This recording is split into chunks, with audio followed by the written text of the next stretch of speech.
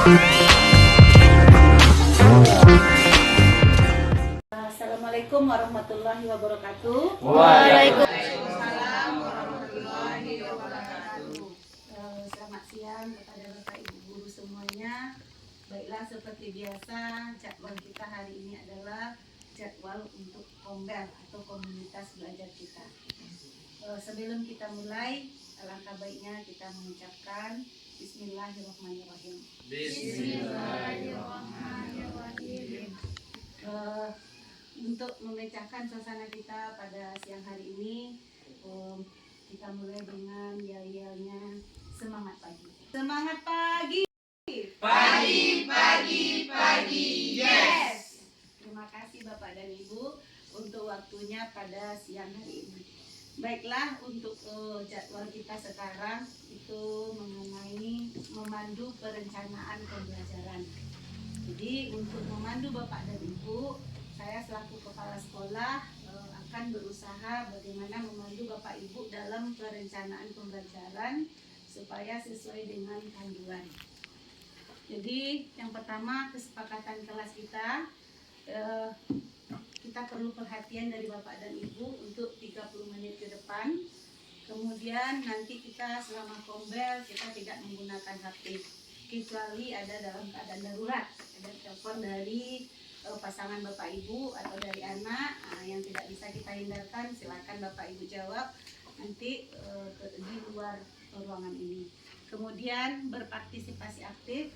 Kalau seandainya nanti kita ada beberapa pertanyaan atau saran, kami mohon dari Bapak dan Ibu untuk menanggapinya.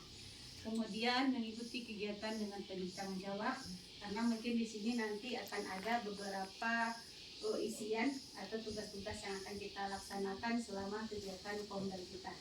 Untuk data kita, jadi hasil rapor pendidikan kita tahun 2023, kita kemarin kan belum melihat bagaimana hasil rapor kita. Jadi di awal ini sengaja kita tampilkan supaya apa? Kita tahu bagaimana data sekolah kita dari pelaksanaan asesmen nasional yang sudah dilaksanakan 2 tahun belakangan ini. Jadi kita nanti tahu mana yang belum berkinerja baik, mana yang sudah, yang perlu kita pertahankan, dan mana yang harus kita benahi. Ada jelas Bapak dan Ibu? Jelas, Bu. Nah, coba Bapak Erik kita baca di sini, tolong Bapak Erik. Baik Bu, kemampuan literasi murid. Ya, apa kategorinya yang kita dapatkan? Kalau baik, nilai naik dari tahun 2022. Wah, bagus. Tepuk tangan. Jadi ini baru yang tahun 2023. Kemudian Bu Putri, bisa bantu Bu Putri untuk membacanya? Kualitas pembelajaran baik, nilai naik dari tahun 2022. Nah, jadi dari kelima yang sudah kita baca, kalau kita lihat warnanya apa itu? Yang baik yang Hijau. Berarti ada satu yang berwarna Merah. Jadi kalau kita lihat yang merah ini artinya kurang. Apa kita yang kurang Bapak Ibu? Kemampuan numerasi murid. Kemampuan numerasi murid perlu ditingkatkan apa? Kemampuan Merah. numerasi murid. Berarti inilah yang akan kita benahi. Melalui apa kita benahi? Melalui kegiatan pembelajaran. Tahun 2024. Visi keamanan Bu Mona? Ya, untuk kondisi keamanan sekolah juga baik, nilainya juga naik dari tahun 2023, Bu. Ya, naik. Kemudian Pak Ade, kondisi kebinekaan kita? Kondisi kebinekaan sekolah baik, naik, nilai turun dari tahun 2000. Berarti di sini PR kita satu lagi untuk tahun 2024. Kualitas pembelajaran Bu Putri? Kualitas pembelajaran baik, nilai turun dari tahun 2023. Ini juga satu. Kualitas pembelajaran. Jadi karena kita membahas tentang memandu pembelajaran, berarti inilah yang menjadi bagi kita sekarang tolak ukurnya kualitas pembelajaran. Jadi kualitas pembelajaran ini yang akan kita benahi bagaimana nanti meningkat di tahun 2025.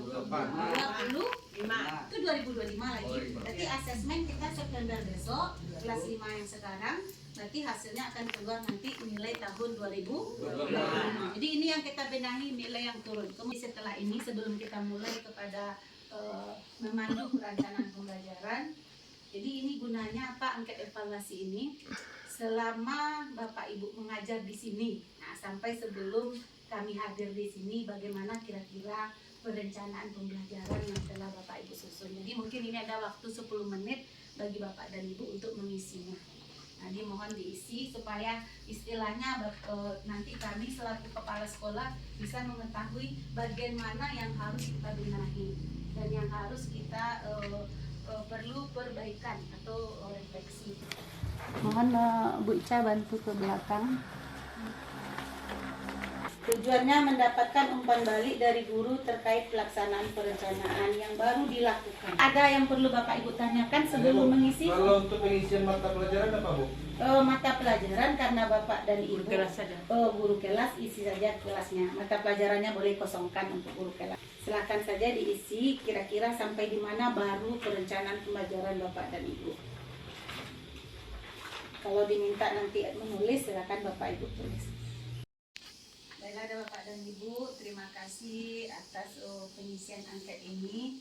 Jadi setelah ini, angket ini akan dijadikan data bagi kita untuk melaksanakan kombel-kombel berikutnya. Apa yang Bapak Ibu butuhkan dan apa yang perlu kita perbaiki dan apa saja kendala dan kesulitan kita dalam melaksanakan perencanaan pembelajaran. Jadi ini akan jadi tolak ukur bagi kita supaya perencanaan kita ke depannya lebih baik lagi. Jadi di sini ada sebuah pepatah dari Bapak Yusuf Kala. Nah, mohon kepada Bapak Uli baca pepatah tersebut. Pekerjaan yang baik tanpa perencanaan yang sudah yang akan jadi sulit. Perencanaan yang baik tanpa pelaksanaan hanya akan jadi arsip. Jadi kita ulang lagi kepada Ibu, mungkin kepada Ibu Leli, Iya. baca lagi. Perencanaan yang baik tanpa perencanaan akan jadi sulit. Perencanaan yang baik tanpa pelaksanaan hanya akan jadi arsip. Ya, jadi kalau kita lihat ini kan memang untayan kata yang manis, tetapi kalau kita lihat di dalamnya itu ada beberapa makna yang kita bisa cermati. Mulai dari yang 2 baris pertama. Kalau kita lihat pekerjaan yang baik tanpa perencanaan akan jadi sulit. Kan kita lakukan di dalam kelas tanpa ada perencanaan, apa materinya, kemudian tipikal murid seperti apa yang akan kita tangani, gaya belajar seperti apa yang akan kita fasilitasi, metode apa yang akan kita gunakan, tekniknya bagaimana supaya pembelajarannya dapat tercapai kepada siswa. Jadi harus ada kita perencanaan. Kemudian yang kedua, perencanaan yang baik tanpa pelaksanaan hanya akan jadi arsip. Kalau di sini, kalau kita sebagai guru, perencanaan yang Bapak Ibu buat sudah tebal-tebal, tetapi tidak Bapak Ibu lakukan, tidak Bapak Ibu laksanakan, maka dia akan menjadi arsip. Jadi kalau sudah kita rencanakan, perencanaan kita sudah tahu untuk pertemuan ini, materi kita adalah tujuan pembelajarannya ini, sudah kita laksanakan, kita fasilitasi murid tersebut, maka akan tercapailah tujuan dari pembelajaran pada hari itu. Nah, jadi kita usahakan setiap hari itu ada perencanaan pembelajaran yang Bapak Ibu buat, kemudian dilaksanakan. Jadi kata kuncinya itu, ada perencanaan, ada pelaksanaan. Jadi 2 ini saja yang Bapak Ibu pedomani. Lanjut, jadi bagaimana cara kita menyusun perencanaan pembelajaran? Jadi yang pertama, pembelajaran itu disusun dalam bentuk dokumen yang fleksibel. Apa itu fleksibel? Tidak terikat pada bentuk tertentu dan dapat disesuaikan dengan konteks pembelajaran. Kalau kita kurikulum merdeka, kan kita diusahakan memang ada beberapa modul ajar yang harus ada, yang pokok-pokoknya yang tidak bisa kita tinggalkan, tetapi masih bisa kita sesuaikan dengan kondisi sekolah kita. Kemudian jelas dan mudah dipahami. Jadi kalau terlalu banyak halamannya tapi tidak jelas apa yang akan dikerjakan, untuk apa? Berisi hal-hal pokok penting sebagai acuan pelaksanaan pembelajaran. Sederhana di sini tidak selalu berarti mudah tetapi jelas. Kemudian perancangan kegiatan pembelajaran. Ini ada beberapa tahap alur yang kita gunakan. Yang pertama, memahami CP, merumuskan tujuan, menyusun alur, merancang pembelajaran. Kemudian untuk tahap ini kita memilih PT dan ATP yang sudah disediakan. Jadi kita lihat dulu komponen minimum. Jadi yang minimum tuh yang paling sakete ado. Harus ado tuh prasyaratnya. Jadi yang pertama ada tujuan. Alhamdulillah di modul Bapak dan Ibu sudah ada ini Bapak Ibu tujuan ledo. Baik. Kemudian langkah-langkah pembelajaran ada? Asesmen? Asesmen ada ya. Asesmen itu kognitif, diagnostik, kemudian formatif dan sumatif. Kalau diagnostik itu terbagi dua, ada yang kognitif, ada yang non kognitif. Kalau non kognitif itu kesiapan belajar murid, sudah siapkah dia, bagaimana perasaannya, atau harus ada dalam RPP Bapak Ibu. Kemudian media pembelajaran. Nah, jadi ini yang harus ada tujuan, langkah-langkah, penilaian, dan media. Jadi kalau kita mengajar tidak punya media, berarti pesan tidak akan tersampaikan. Jadi harus ada media. Kalau besok kita mengecek model ini, berbicara seperti ini, itu medianya dengan tanya jawab atau ceramah. Kalau sekarang kan kita menggunakan slide proyektor sebagai bantuannya. Kemudian apa yang kita harus perhatikan? Keselarasan. Kemudian bahasa yang sederhana, mudah dimengerti. Kemudian mudah diikuti, pengembangannya dapat digunakan oleh seluas-luas kalangan. Kalau kita sekarang kan di lingkup Satuan Pendidikan SD. Nah, kemudian modul berpusat pada peserta didik. Kemudian ada hal-hal pokok sebagai acuan pelaksanaan. Nah, jadi di sini kita lihat kalau di gambar ini anak-anak belajar. Kalau di sini ada yang meniup trompet, ada yang belajar menulis, ada yang bola. Itu apa artinya? Kita memfasilitasi anak belajar di dalam kelas itu sesuai dengan bakat dan minat, tetapi terarah. Itu intinya. Kemudian modul ajar membantu dan memudahkan guru untuk memberikan pembelajaran terbaik. Jadi kalau kita punya modul, berarti kita akan terarah. Ibarat kita berjalan, ada rel yang akan kita lalui. Tidak akan melenceng ke kanan, tidak akan melenceng ke kiri. Kemudian prinsip pembelajaran sesuai dengan tahap perkembangan anak. Kemudian kalau bisa inspiratif. Nah, pembelajaran itu menyenangkan, bermakna bagi anak, sehingga dia cinta dengan belajar. Sudah itu mengembangkan kompetensi dan karakter murid. Nah, nampak di sana nanti selama pembelajaran ada karakter dan kompetensi yang kita ajarkan. Kemudian relevan dengan lingkungan kita sesuai konteks lingkungan kita rancang. Kemudian berorientasi di masa depan. Makanya sekarang pelajaran sekarang itu intinya pembelajaran yang life skill, berguna untuk kehidupannya di masa yang akan datang. Karena sekarang sudah nampak serius sekali, bagaimana kita ice breaking dulu. Tepuk 1, tepuk 2, tepuk 3, 1, 2, 1, sate.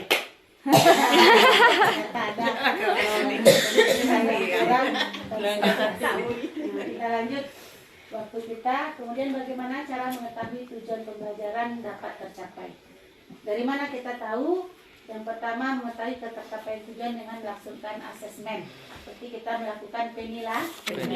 Ada proses pengumpulan, pengolahan informasi, bagaimana kebutuhan belajar dan capaian anak peserta didik kita terlaksana. Ini dengan beragam teknik, ada instrumennya yang sudah Bapak Ibu susun.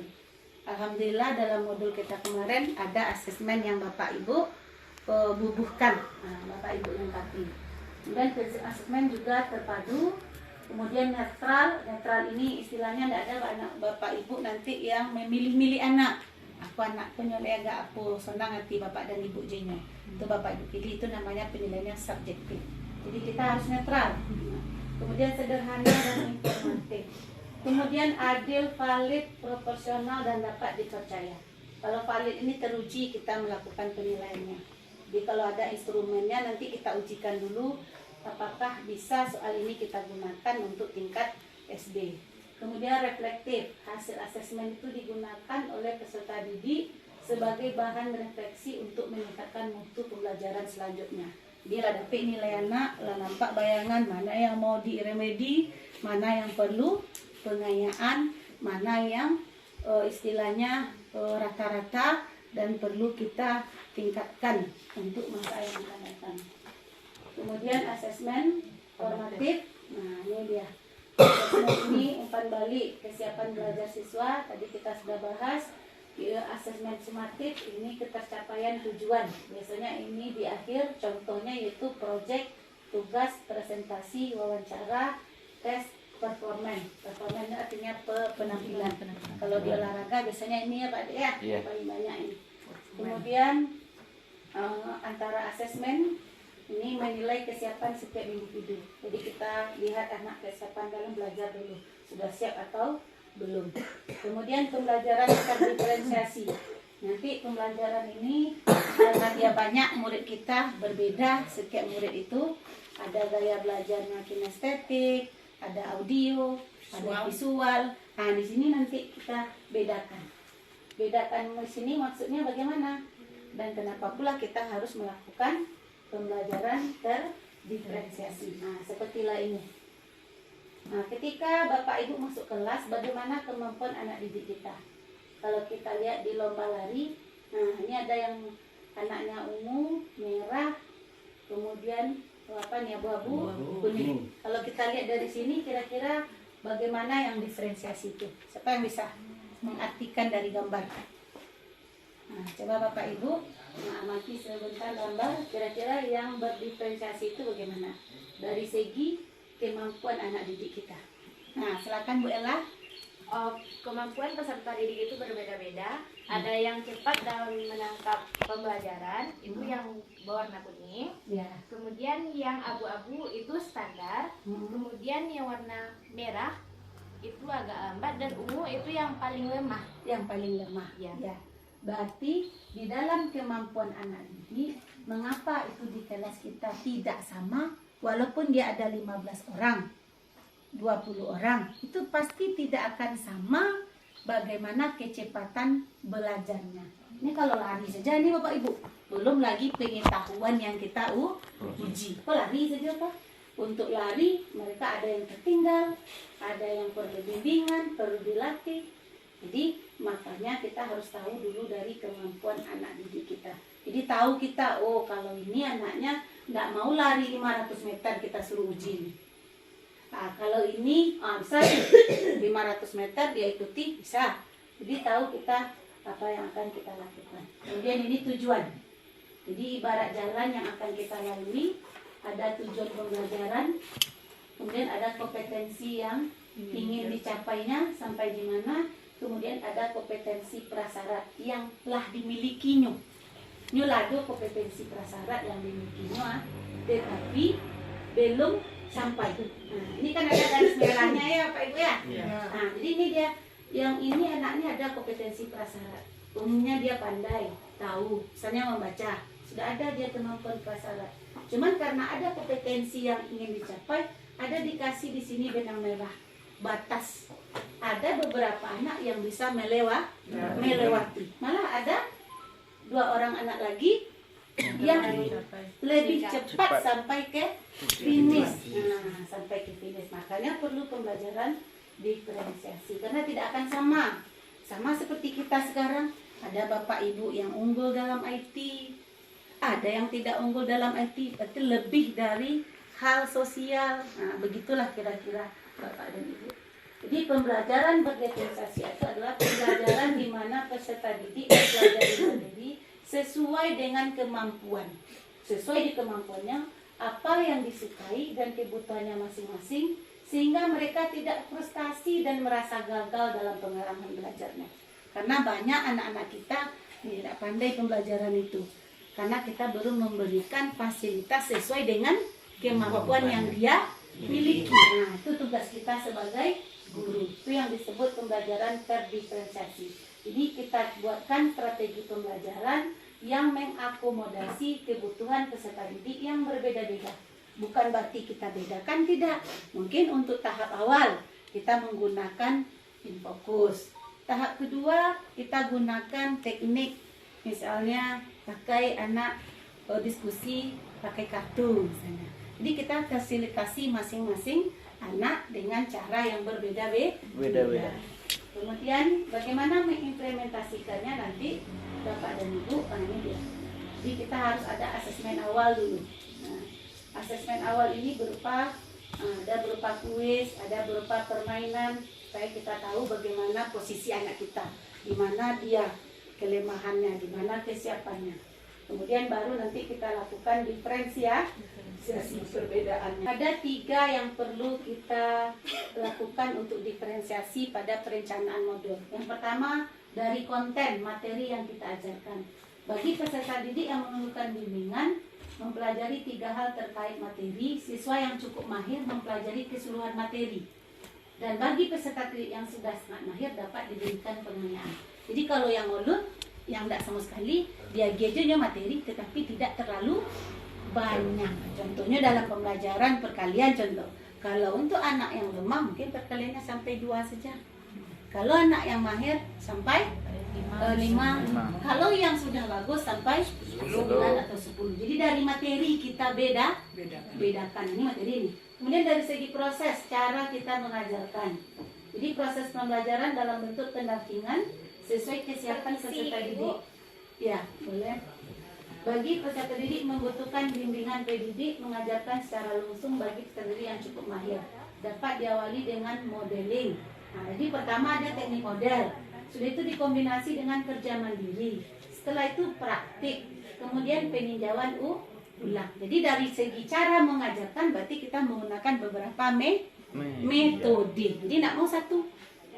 Jadi kalau kita mau segi proses diferensiasinya, berarti dalam satu kegiatan pembelajaran mungkin 2 pertemuan untuk satu tujuan pembelajaran, tetapi yang pertemuan satunya tekniknya beda, teknik yang pertemuan berikutnya juga berbeda. Jadi ada prosesnya berbeda. Kemudian produk. Jadi diferensiasi produk ini adalah memerlukan bimbingan.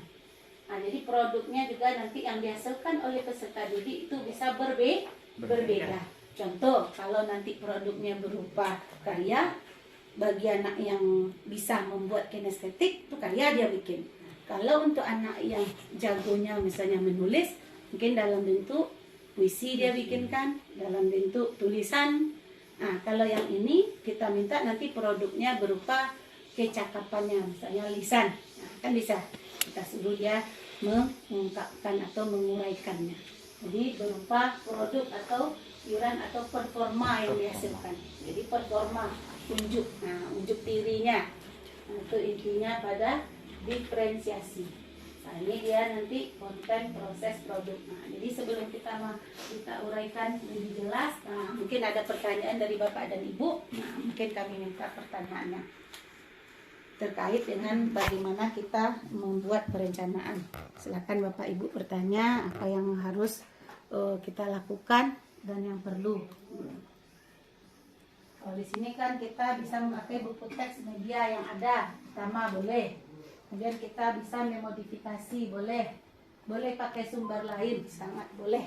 Nah, jadi kalau kita kekurangan sumber belajar, kita bisa menggunakan yang pertama yang sudah ada dari kementerian, yang kedua kita ambil dari sumber lain, rujukan lain, yang ketiga kita bisa memodifikasi sesuai dengan satuan pendidikan kita dan kita gabungkan dengan, kalau sekarang kecanggihannya namanya AI, Artificial Intelligence.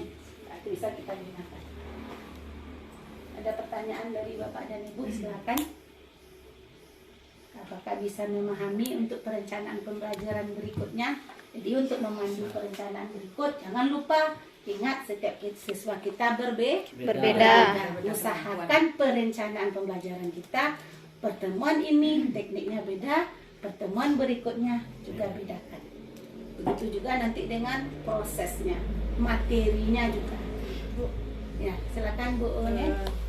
Saya ingin bertanya, di dalam kelas itu kan anak ada berbeda-beda cara belajarnya Bu. Ada satu anak yang 2, misalnya kosmetik ya, visual ya Bu, Ya. kinestetik. Jadi bagaimana cara perencanaannya Bu? Perencanaan pembelajarannya. Ya. Jadi untuk menyusun perencanaan pembelajaran, kita akan merancang secara tipikal, secara umum. Makanya di perencanaan awal kita tuh dibikin 2 tipikal umum, 2 kesulitan belajar, 10 kinestetik, 2 visual. Jadi kita buat kan di atas itu. Nah, jadi setelah kita buatkan di perencanaan itu, baru nanti di bagian kegiatan inti baru kita bedakan.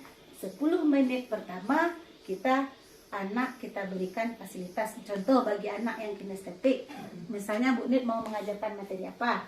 Nah, tanya dulu materi apa mau Bu Nit? Misalnya materi seni rupa ya Bu, tentang unsur kan. Ya.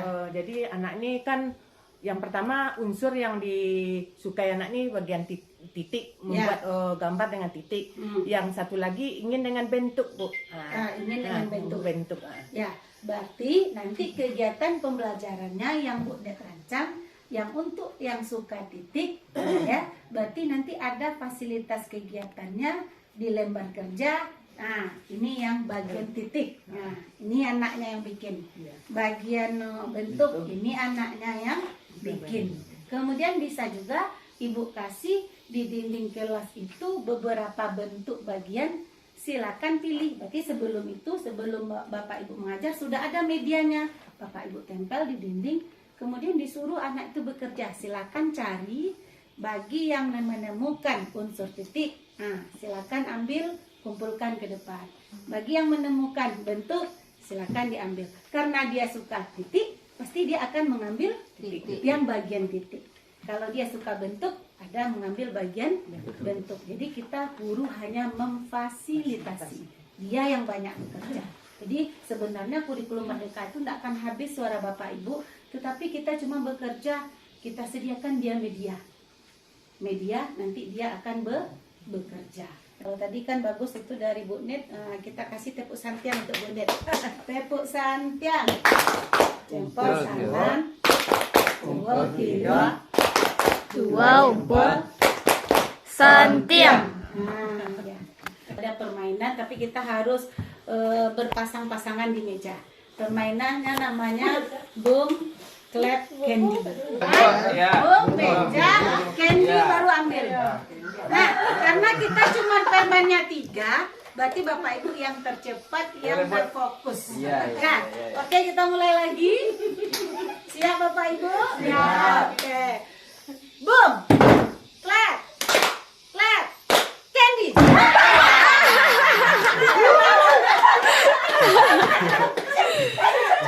Pertemuan kita hari ini sampai di sini. Jadi besok pertemuan untuk kombel kita berikutnya, Bapak Ibu bikin modul pembelajaran, nanti akan Ibu bimbing masing-masing. Jadi kan besok kita membawa laptop ya Bapak dan Ibu ya.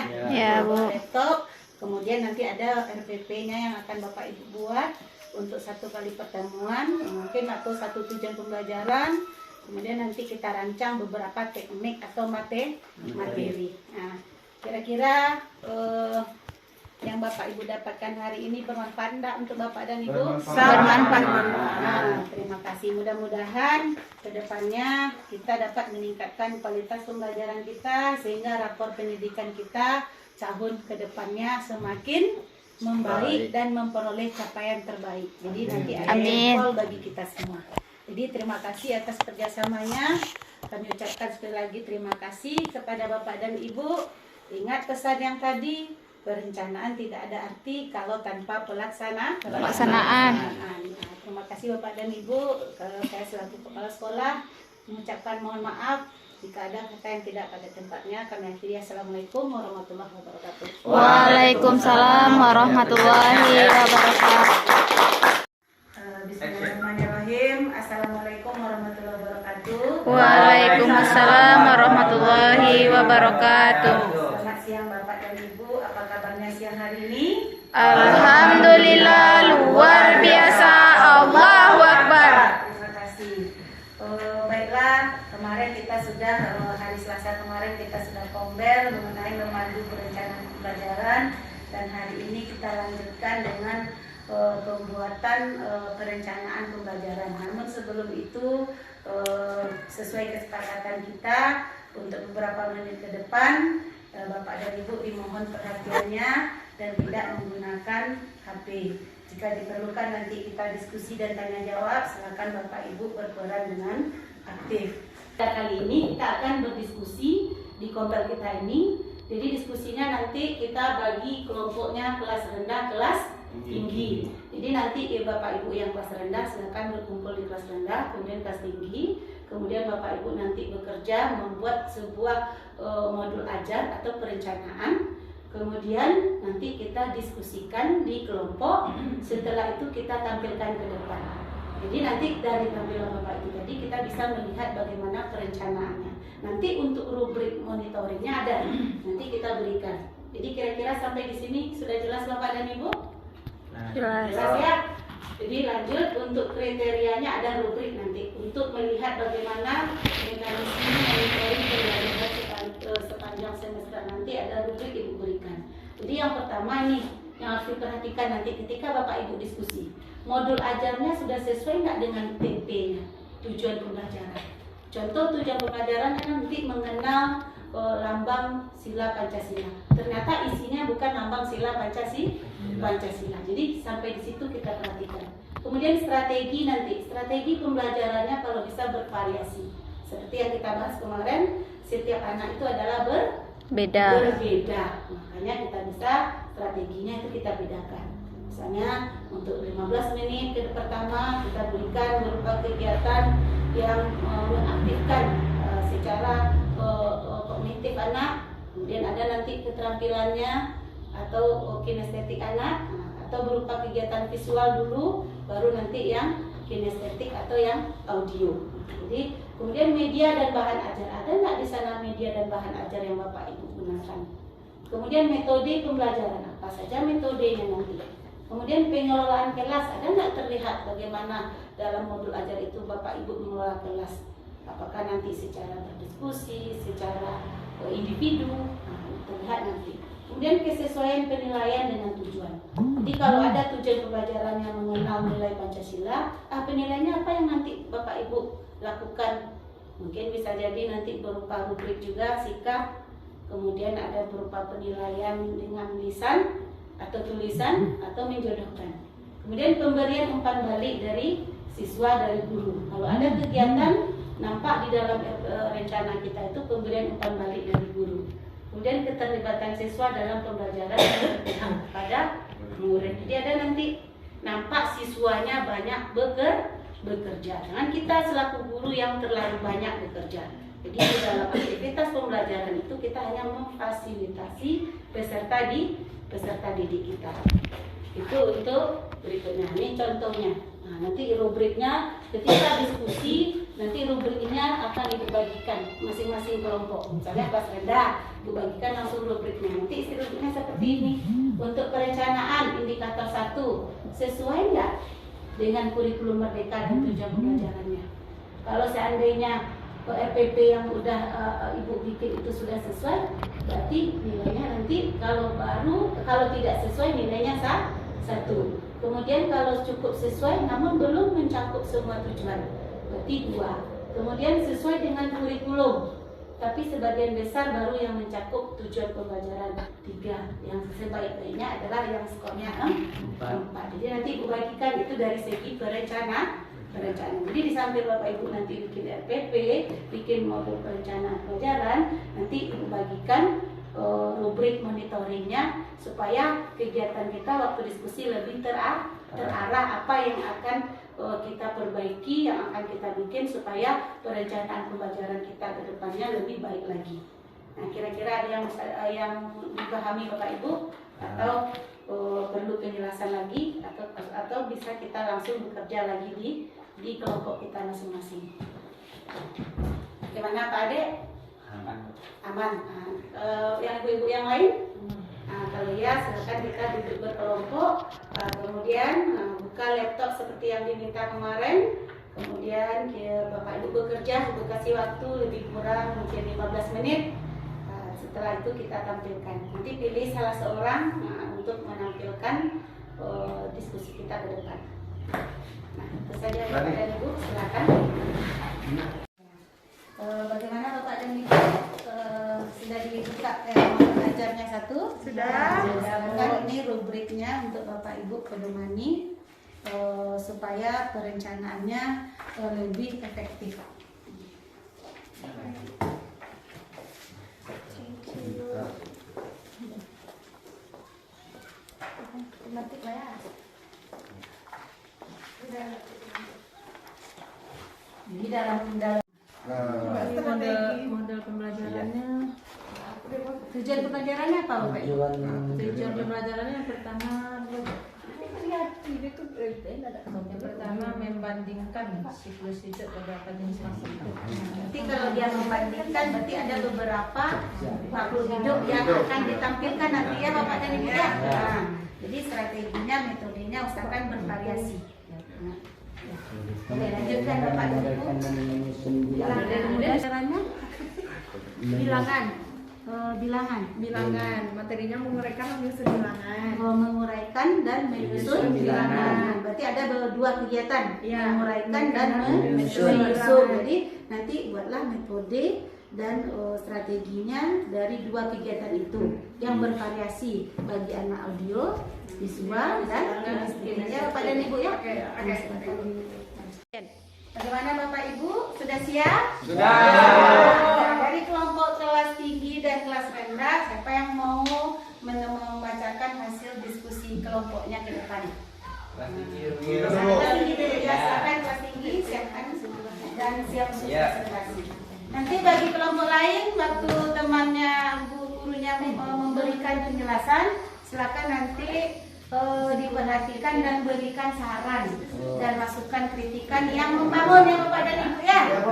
Assalamualaikum warahmatullahi wabarakatuh. Waalaikumsalam warahmatullahi wabarakatuh.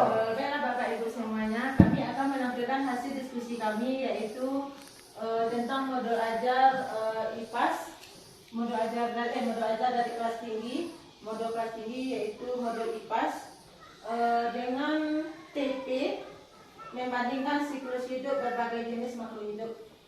Jadi di sini kami menggunakan metode yang pertama yaitu keterampilan proses, di mana dalam keterampilan proses ini siswa nanti akan mempelajari atau mengamati gambar dari beberapa daur hidup dari siklus makhluk hidup. Kemudian yang kedua yaitu tanya jawab. Ya, metode yang kami gunakan yang kedua tanya jawab, yaitu yang sehubungan dengan daur hidup makhluk hidup tadi. Penilaian yang kami gunakan ada dua. Yang pertama penilaian sikap, yang kedua adalah ujian tertulis setelah di akhir pembelajarannya. Kalau ada saran dan pendapat dari kelompok yang lain kami persilahkan. Ya, silakan Bapak Ibu yang dari kelas rendah, mungkin ada tambahan Kalau ada tambahan yang atau digunakan. saran untuk lebih kesempurnaan dari modul kita ini. Warahmatullahi wabarakatuh. Waalaikumsalam. Perkenalkan, kami dari kelompok kelas rendah. Mungkin ada sedikit masukan ya Ibu untuk tambahkan dengan nyanyi mungkin ya Bu ya. Seperti nyanyi telur-telur ular-ular kepom-pom kuku-kuku ya seperti itu. Mungkin bisa ditambahkan seperti itu ya Bu ya. Jadi anak mungkin akan lebih tertarik. Ya, terima kasih Ibu. Saran Ibu sangat bagus sekali untuk kami ya, dari kesempurnaan modul kami ini. Insya Allah akan kami tambahkan nanti dalam pembelajaran berikutnya. Assalamualaikum warahmatullahi wabarakatuh. Waalaikumsalam warahmatullahi wabarakatuh. Baiklah Bapak Ibu, sekarang tiba untuk giliran kami untuk kelas rendah ya, untuk menyampaikan hasil diskusi kami mengenai materinya yaitu bilangan sampai dengan 10, yaitu materi tentang pelajaran matematika, yang mana itu tujuan dari pembelajarannya yaitu siswa memahami tentang makna penghitungan benda. Yang kedua, setelah itu siswa mengelompokkan benda sejenis. Siswa kemudian membandingkan jumlah benda berjumlah paling banyak 10 buah, lalu menghitung dan menyatakan dengan tepat jumlah barang sampai 10 buah dan urutannya. Kemudian siswa mampu nanti untuk memahami makna angka 0. Lalu siswa dituntut untuk bisa memahami urutan mana benda yang lebih banyak dan yang lebih sedikit, serta menyatakan benda dengan jumlah yang sama banyak. Dan di sini kita nanti akan melakukan strateginya yaitu tentang contextual learning, yaitu yang berhubungan dengan kehidupan kita sehari-hari. Bisa jadi contohnya kita ambil dalam kehidupan sehari-hari, karena ini adalah kelas rendah ya, kita memakai kelas 1, jadi kita ambil sebuah contohnya permen. Kita ambil permen misalnya 1 sampai 10, nanti akan kita kelompokkan ini urutannya 1. Di sini kita kasih angka 2, nanti di situ bisa anak-anak nanti mengelompokkan mana dia yang di angka 1, mana yang nanti di angka 2. Dan juga nanti di situ penilaiannya langsung kita laksanakan di situ Bapak Ibu, di mana nanti anggota yang kelompok 1, maksudnya nomor 1 berarti permennya 1. Di angka 2 berarti permennya 2 dan seterusnya sampai nanti 10. Setelah itu kita untuk metodenya sendiri kita di sini memakai tanya jawab, karena ini kelas 1 jadi tidak mungkin kita melaksanakan dengan diskusi kelompok ya. Jadi kita pakai yang tanya jawab aja. Ya mungkin itu sedikit yang bisa kami sampaikan. Ada masukan dari kelas tinggi kami persilahkan. Ya, silakan kelompok kelas tinggi kalau ada tambahannya mungkin supaya perencanaan pembelajaran di kelas rendah ini lebih bagus. Nah, terfasilitasi anak didik kita. Ya, silakan Ibu.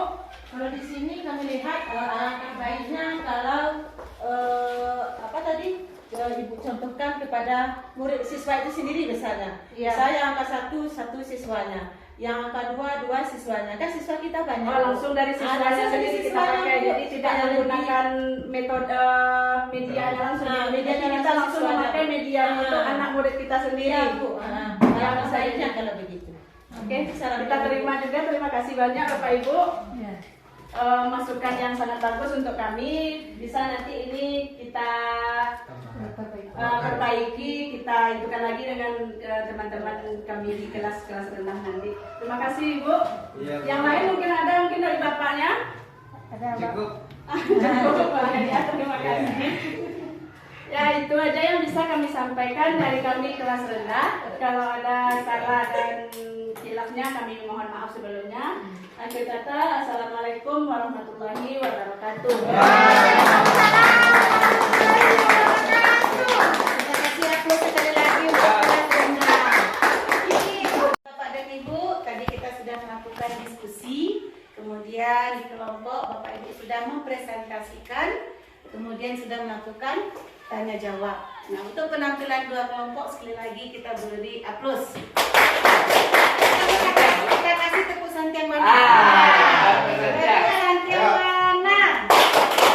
Dua jempol kita, dua jempol santiang. Sempurna lagi. Enak. Metodenya lebih menarik, lebih bervariasi, Ya. bisa dipraktekkan dengan jelas, yang belum bisa dipraktekkan. Ya, jadi bisa dipraktekkan, itu kuncinya. Nah, kelompok kelas tinggi kira-kira apa yang bisa kita ambil? Kalau di sini kelas tinggi tadi kan sudah disampaikan, karena ada kekurangan bisa dibantu oleh kelompok ada di kelas rendah. Ya. Jadi bekerja sama ya. Bekerja sama, kan sebenarnya kita Lebih semangat. sempurna. Ya, bagus, mantap. Berarti kesimpulan kita pada hari ini kita harus berdiskusi, bekerja sama untuk perencanaan pembelajaran yang lebih bagus. Cuman satu kuncinya dari Ibu, kalau kita ingin membuat perencanaan yang bagus, yang pertama harus sesuai TP, tujuan pembelajaran. Yang kedua, kegiatannya itu realistis. Memang nyata bisa kita laksanakan. Yang ketiga, kuncinya adalah berpihak padamu murid. Jadi memang anak yang bekerja, kita selaku guru hanya memfasilitasi. Bapak Ibu di dalam kelasnya masing-masing sudah bisa lagi memberikan istilahnya sesuatu yang baru bagi siswa, yang menarik, yang bisa memfasilitasi siswa, baik yang siswanya audio, visual maupun kinestetik. Yang jelas kita guru kelas rendah, kelas tinggi, kita harus bisa kedua-duanya. Sekali lagi tepuk tangan untuk kita semua. Jadi karena udah selesai materi kita pada hari ini. Kita ucapkan alhamdulillah.